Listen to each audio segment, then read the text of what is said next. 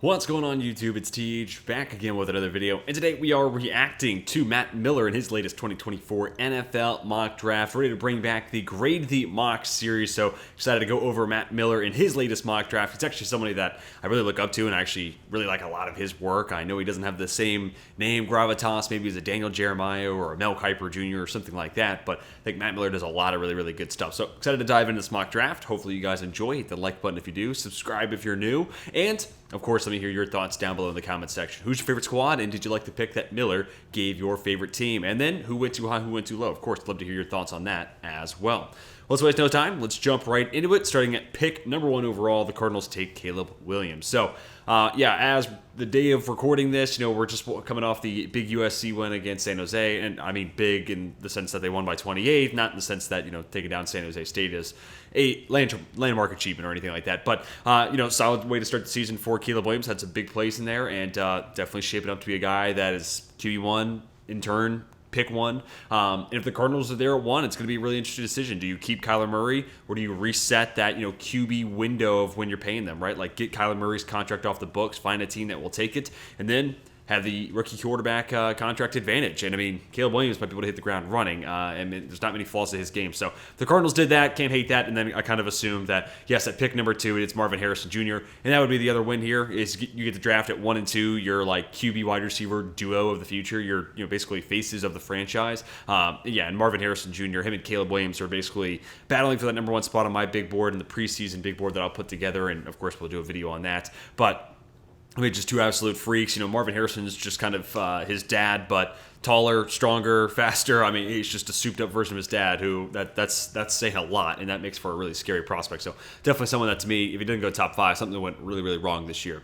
Bucs then take Drake May. Totally makes sense to me. You got that camp battle between Baker, Trask. I don't know if either one of those two have been uberly impressive, and in turn, feels like Tampa Bay is going to be looking for a QB of the future. And we'll see what they do with Mike Evans, Chris Godwin, especially once we get to the trade deadline. If this team has a bad record, maybe they ship off those assets. But if they don't, Drake May would actually be stepping into a pretty solid supporting cast.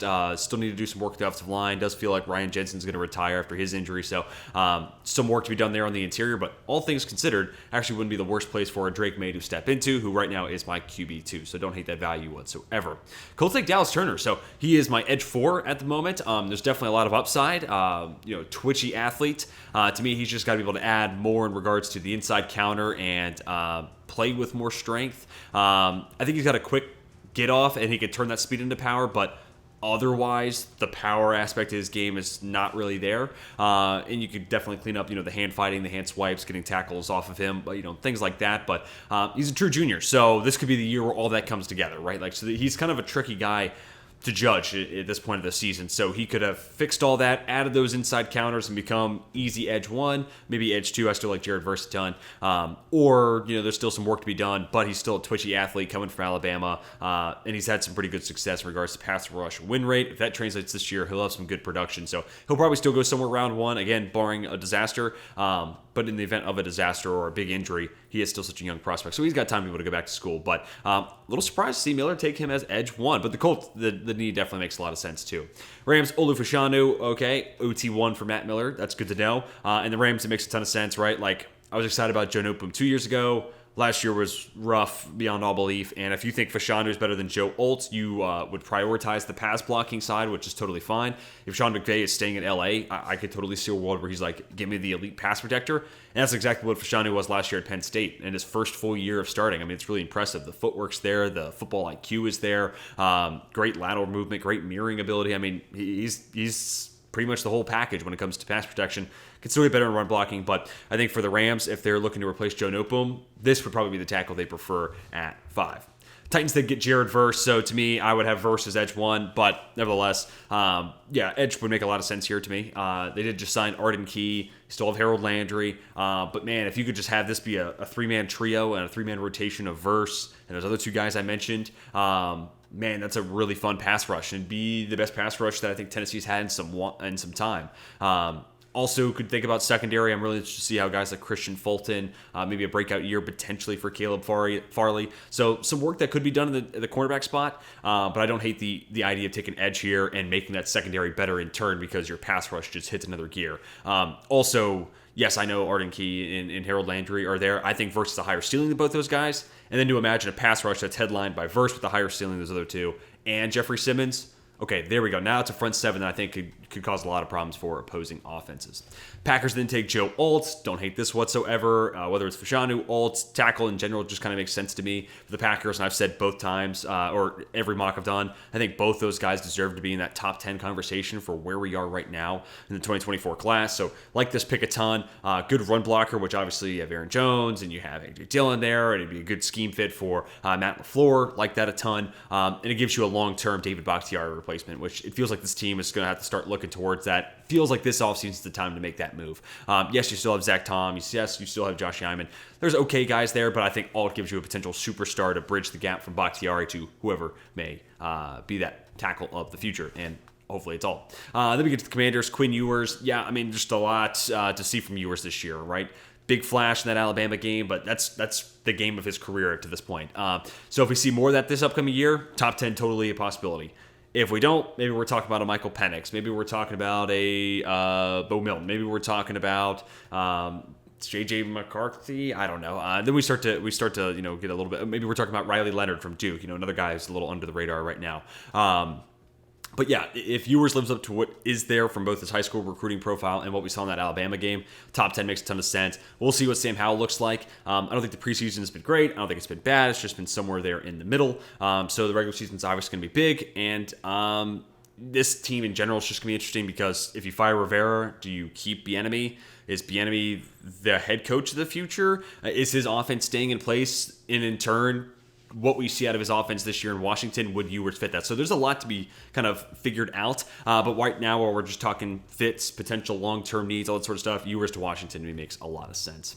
Raiders then take Cooley McKinstry, who is kind of shaping up, I think, right now to be my corner one. It's going to be him or Kina King. I like those guys a ton. They just have different strengths. McKinstry, his length and his size, I mean, it's special. But, Kina King's kind of got him in that quick twitch, change direction component of his game. But yeah, I like Cooley McKinstry a ton. 16 pass breakups last year. Just one pick. You like to see more of those. You get your hands on the football. Let's try to turn that into a turnover. But nonetheless, his job is to limit completions to wide receivers, and 16 PBUs tells me he's doing a pretty good job at that. Again, plus the length, the pedigree of Alabama defensive backs through plenty of years now. Like that a ton. And plus, the Raiders just need a corner like nobody's business. So top 10 for McKinstry feels right, and the fit for the Raiders feels very right.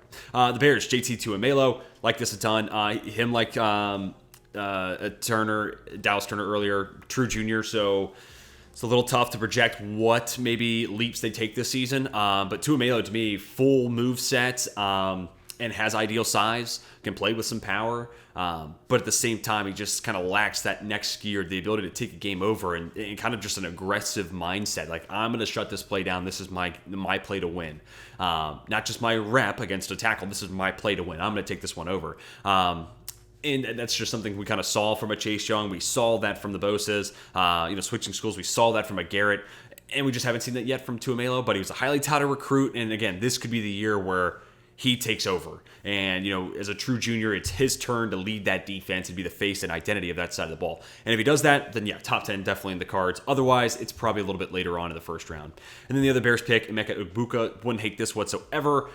Yes, I know Chase Claypool's there. You have Mooney, you have DJ Moore. But honestly, Egbuka could easily be an upgrade over Chase Claypool, said by a Notre Dame fan. It just really hasn't been all that great after the first 6 weeks of his rookie year for Chase Claypool. So to add another sharp route runner into the mix of Darnell Mooney is a big play threat, but also someone who can be a yak weapon. DJ Moore is your little mixed bag. He can do a little bit of everything. I would love that. And it's just one more weapon for Justin Fields or whoever takes over as the quarterback moving forward. And that's going to be the other thing that's going to make the 2024 draft cycle really fun. We just had back-to-back Bears picks at 10 and 11. This is a team that if Justin Fields doesn't take that step forward, can package 2 1s and be able to move up the board to get a Quinn Ewers or maybe even as high as a Drake May or Caleb Williams, and then pass on Justin Fields to another team that maybe is looking to give him a shot.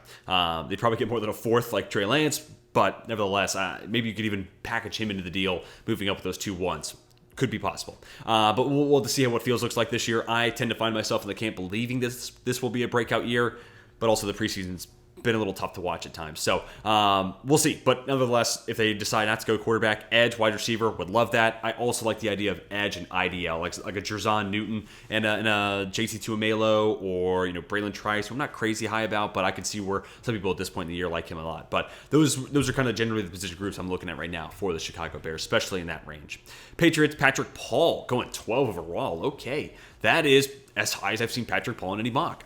Really polished pass protector, just not much in the way of being like a high-level athlete. But that's okay because he's just got the game down. The technique is really polished. He's got ideal size. He's got plenty of strength to go with it. And especially for a gap-blocking scheme like New England, which, they flirted with the zone scheme last year. Didn't really work great. Back to that gap scheme. I think he's a perfect fit for that. It can kind of be that, Nate Solder of the future for this team.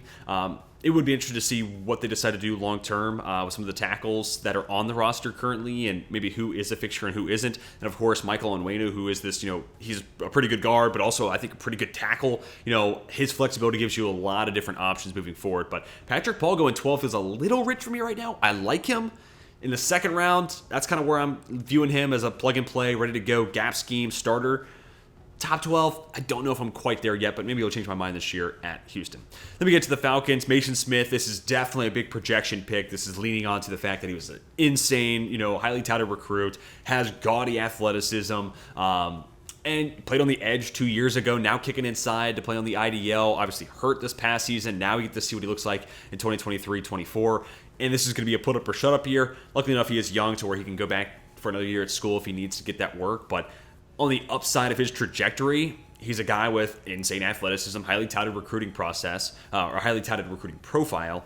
And if it all comes together this year at LSU, he could easily be one of the best defensive players in the SEC, which if you're one of those and draft eligible, you go pretty high in the first round. So this also fit-wise, I think makes sense, right? Like I know they brought in David Onyemata, and it's a one-year contract for Calais Campbell, but it's exactly that. It's a one-year deal for Campbell. Onyemata's been up and down. Grady Jarrett, he can't play forever. Already getting pretty close to that age 30 mark where you start thinking about who might become his replacement. And also, I think it's just a team that's been looking for defensive line help. This is not a draft pick I think Miller made with a thought in mind that they'll trade Jarrett at the deadline, or Onyemata's not going to be good, or this is solely a replacement for Calais Campbell, or anything, one particular thing. I think this is more so Miller saying he thinks the upside of Mason Smith is somewhere in this pick 13 range, which it's hard to argue with that. Again, if he lives up to the upside of his recruiting profile and athleticism, he's a guy that should probably go in that 10 to 14 range, maybe even higher depending on how the rest of this interior defensive line class shakes out. I can see where Smith, and by far and away,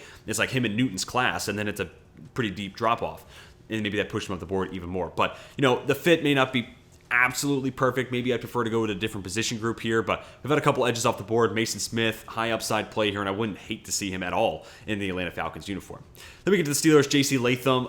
Don't hate this whatsoever. I mean, especially mock drafts in August, people still like to give the Steelers offensive line, and I understand why. It's not like we have a top 5 O-line in the league. I feel like, though, we've made some big enough strides. We'll see what Broderick Jones looks like this year. Of course, that's going to be a huge dependent, but if he's at least average, I think the interior is above average at this point. I think we've gotten pretty good there. We've at least crept towards average. Right tackle is the one spot where I definitely think can get better. Chukwuma Okorafor, to me, not all that great. And J.C. Latham, that's his position at Alabama, so I'm assuming that's Miller's train of thought here, having Latham be that Chugg's replacement. And his upside, his high-level games are as good as any tackle in this class. Like, he could easily be OT3 if we see more of that. The problem is when he loses and he anticipates wrong, he gets handsy, and it's 1st and 20. It's a 10-yard penalty almost every time. He had like 11 holds last year in just one season. Patrick Paul, he kind of has the same issue, but it's like 12 holds over the last 2 years. But Latham, yeah, a lot of penalties last year. If he cleans that up and we get to see more of just the high-level version of himself, top 14 definitely makes a lot of sense. And as a Steelers fan, wouldn't hate seeing Latham as a Chugg's replacement by any stretch of the imagination. Giants taking Kina King. I'm actually in love with this idea because this would give the Giants one of, dare I say, maybe the most twitched up athletic corner tandem in the league with Deonte Banks and Kina King. That would be a lot of fun to watch. And dude, Wink Martindale would be licking his chops at that site. I mean, that's two legit nasty man coverage corners. Big time upside guys for a defense, and for Wink Martindale that wants to run a lot of man press and blitz his linebackers and play that aggressive style of defense. So I would love this fit. I'm just not convinced he's going to make it to 15, especially after we saw Devon Witherspoon go top 5 last year. I'm thinking King, even if Kool-Aid McKinstry is a top 10 pick, I think it's going to be another year where we get potentially 2 corners in the top 10. McKinstry could go 9, but King might go 10, or King could go 8, and McKinstry could go 9. I ultimately think as long as those guys live up to where I think they're at right now, they're going to be top 10, top 12 picks versus King falling all the way to 15. He's a little small. I get that. Maybe that does knock him down the board just a little bit, but I don't know. Again, with Devon Witherspoon going top 5 last year, I think King is going to be highly touted, and his game's going to be respected enough to kind of overcome maybe where he's not 6'1" and 200 pounds. Then we get to the Denver Broncos. Chop Robinson, a guy that I like a ton right now. He's my edge 3.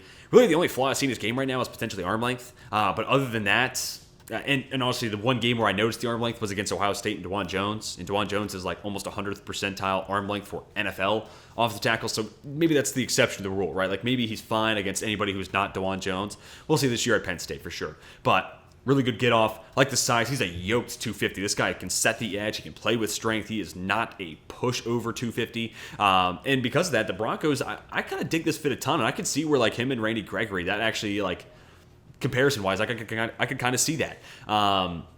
You have Baron Browning there. You have Nick Benito. You have a couple other edges, but no one else that's really stepped up. Also, we're talking about Randy Gregory coming off a season where he was injured last year, so adding some depth could definitely go a long way. And Browning, it was flashes in the pan. We don't know if he's like that consistently, so we'll see what he's all about this year in 2024. But if Browning takes a step back, we don't see Nick Benito emerge as like a future, potential starter, I could totally see where the Broncos are like Chop Robinson and Randy Gregory. That's our edge tandem of the future. And here at 16, I actually like that value a good bit.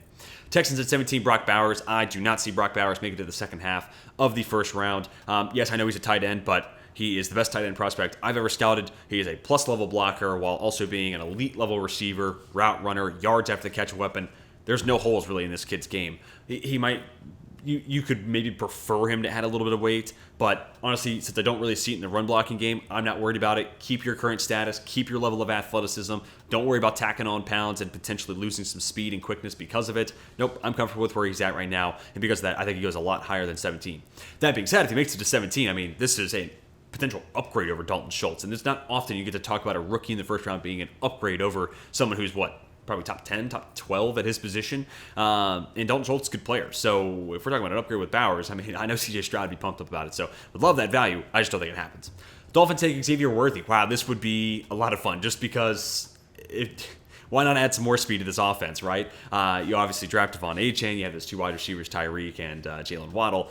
And Worthy is a really interesting blend of size and speed, another big play weapon in that mix. I don't hate it by any stretch, and it's also tough to draft right now for Miami because maybe you could go offensive line. Maybe you could add one more interior, kind of like 3-4 end. Maybe a linebacker, maybe another safety to go with Javon Holland. This is a pretty good roster right now, and it's pretty well balanced. There's not a lot of glaring holes on it, so it's kind of hard to draft for a need at this point. So I can see where Miller's like, we don't really know what the hole is going to be in this Miami roster until we get to the regular season. So let's just add a type that would be a lot of fun to add to that offense. And clearly they're prioritizing speed. And Xavier Worthy could end up being one of the fastest prospects, maybe the fastest prospect in this year's draft class. He's a little bit of an unknown commodity as a true receiver at Texas. Well, I don't want to say that, but he's been used 2 different ways over the last 2 years. And I want to see what it looks like this year, especially if we get a full season of Quinn Ewers. If Ewers is healthy, also have Jatavion Sanders there. Worthy could be in for a huge year. I'm just really interested to see how they deploy him. Is he a yak-only guy trying to get some volume out of him, or is he a big play weapon, with 20-plus yards per attempt in his direction? I prefer the latter versus the former, but we'll see how the Longhorns tend to use him this year. Then we get to the Seahawks. Jack Sawyer, this is definitely a projection pick, but former 5-star recruit, so I can understand why this is made. And there's definitely flashes, and he's like, he just plays the game, and he's so explosive, and he's so strong that doesn't feel like he's exerting any energy. He's just kind of doing it naturally. So he's just kind of like that farm strong type of dude, but he also has plenty of athleticism, good first step off the line of scrimmage. He's just got a small sample size, less than 600 career snaps, and even less than that at edge. But also he's the guy that Ohio State's used as QB spy a couple times. So he's almost like maybe even a bigger Uchenna Nwosu, this hybrid. Yeah, he can play edge, but he can also do a little bit of off-ball linebacker stuff and be used as a spy because he's such a good athlete. He'd be a really interesting player if he does take that step forward at Ohio State. I'll be fascinated to see how teams view Jack Sawyer and what his true position is, and in turn, what they want to do with him. Is he just pinning his ears back, going to rush the passer, or are they going to use him in a little bit of a hybrid role, like maybe an Uchenna Nwosu? But nonetheless, I'm not really on that first-round hype train right now for Jack Sawyer, but maybe with some time, if we do see him take that next step forward at Ohio State, it'll be hard not to argue with him being somewhere in and around this range, especially considering Ohio State's track record of developing edge rushers. Then we get to the Saints, Roman Zune. Yeah, he's a guy I like a ton. He's my wide receiver 3 right now. Like the size, like the route running. He's 6'3", 200. It's just a note on the size. Good enough athlete, very fluid, good after the catch. I mean, he's just kind of a jack of all trades.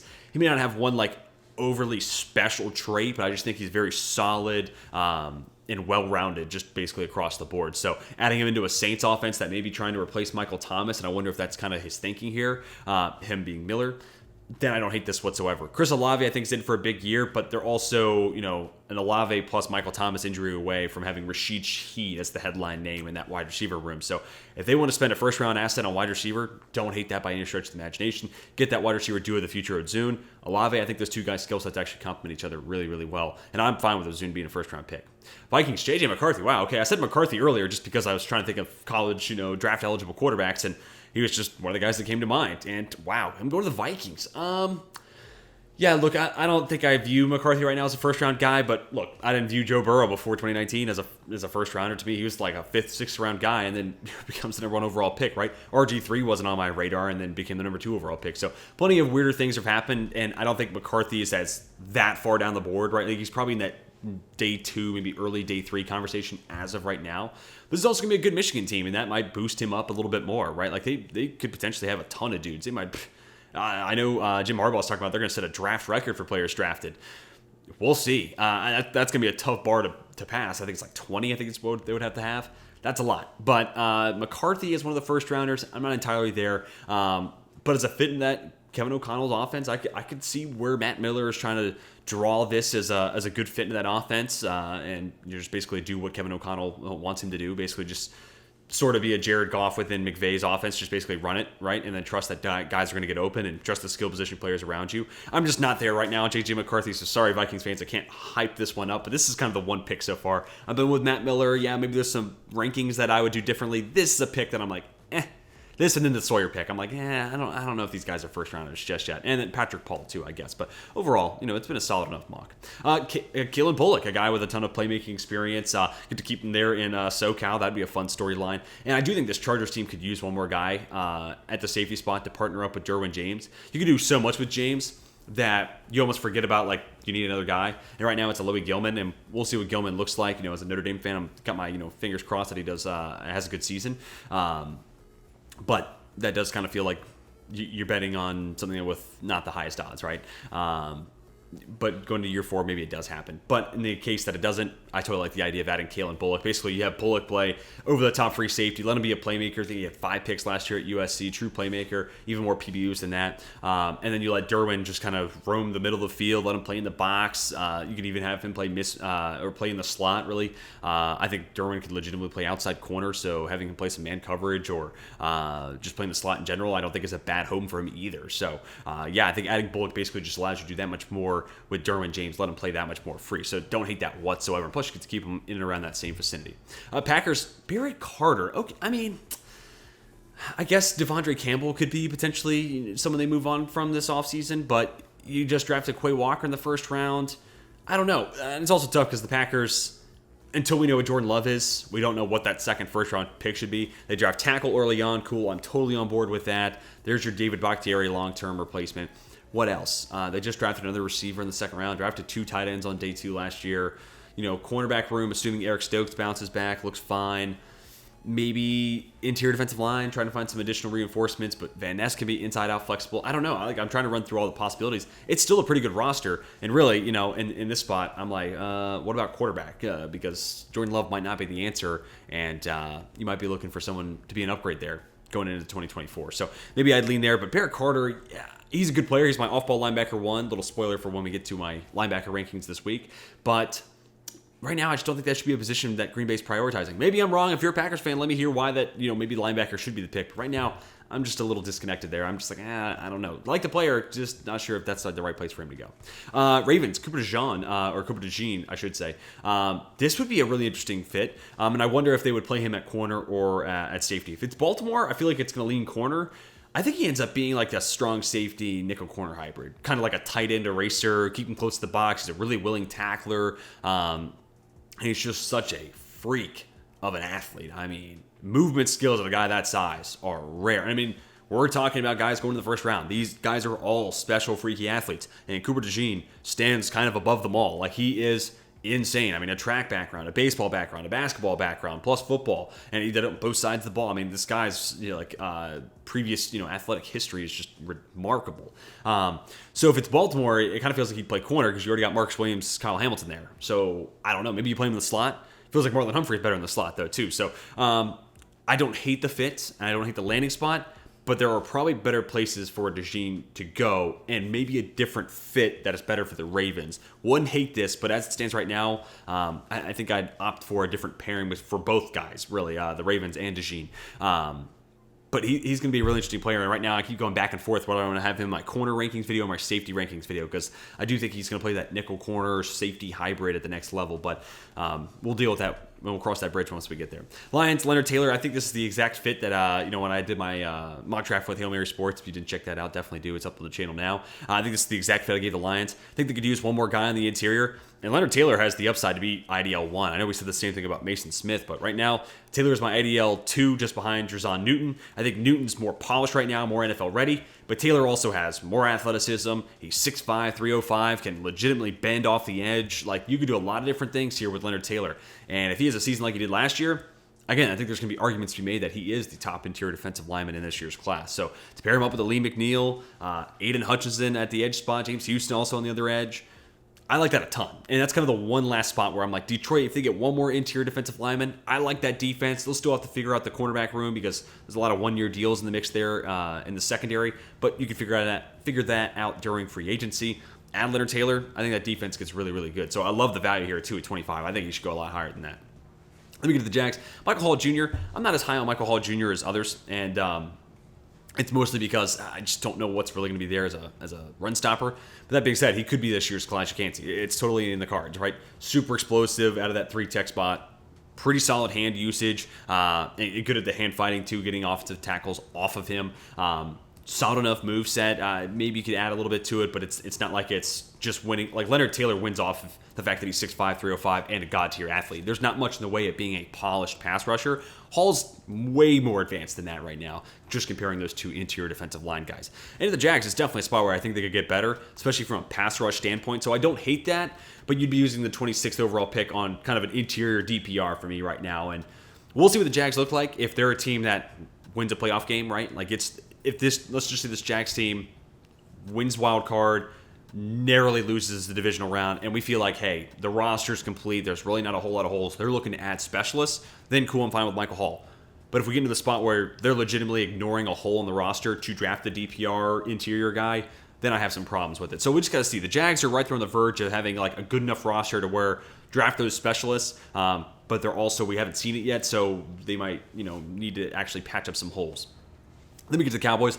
Malik Neighbors. Look, that would be fun. This would be a lot of fun. I guess this comes down to how long is Brandon Cook going to be around?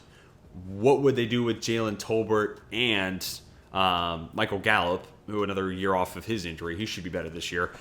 I mean, I'm never going to complain about having this many weapons in the wide receiver room, especially if it's, let's say they do part ways with Cook and it's, Neighbors plus CeeDee Lamb and then one of the other guys.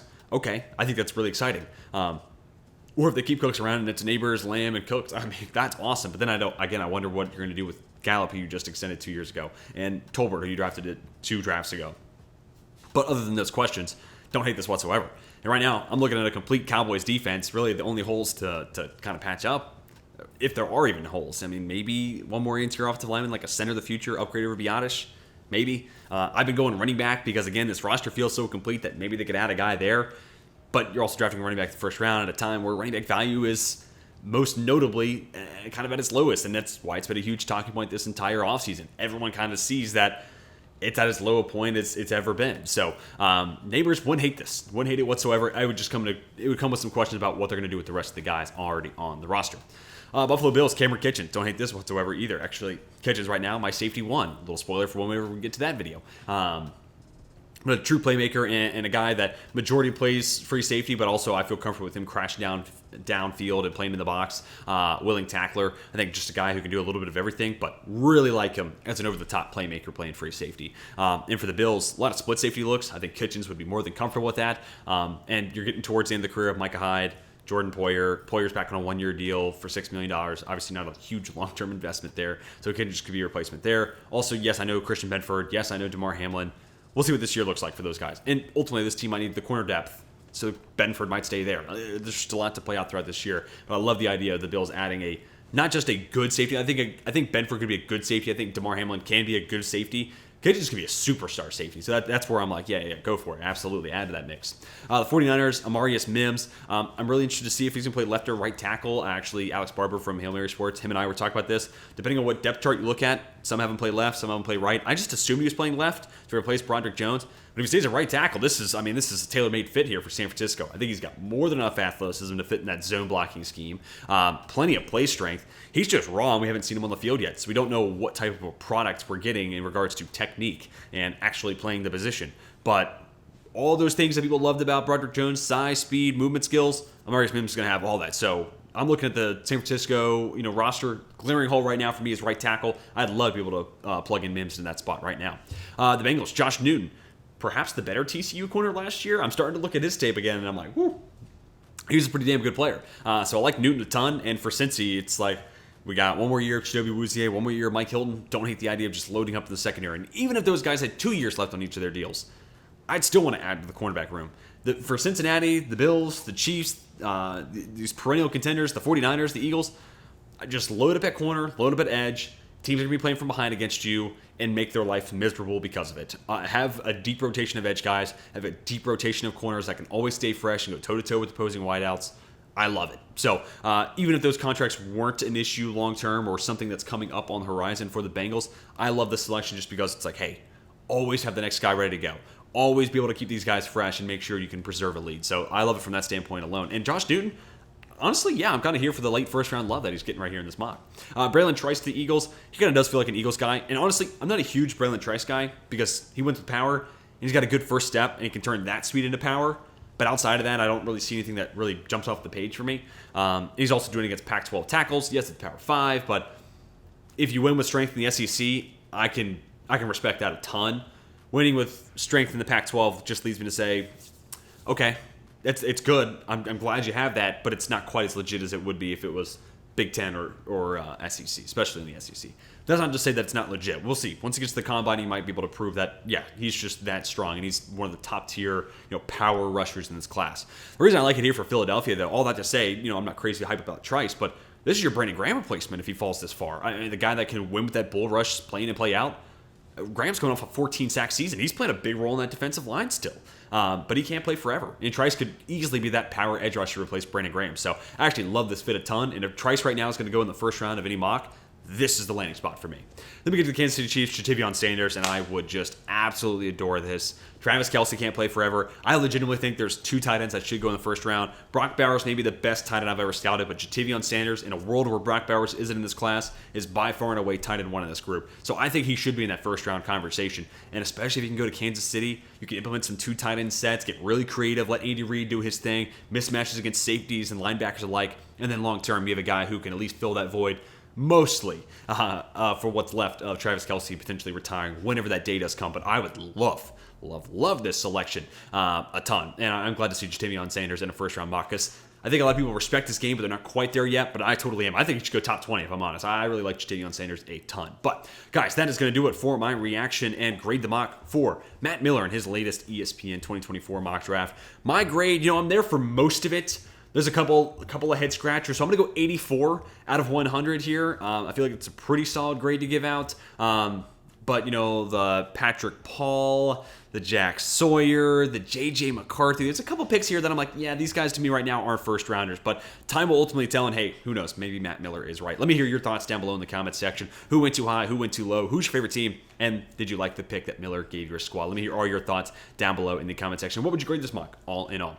Hopefully you guys enjoyed. Hit that like button if you did. Subscribe if you're new to the channel. I want to see more football content like this. But until next time, my name is Teach, and I am signing off.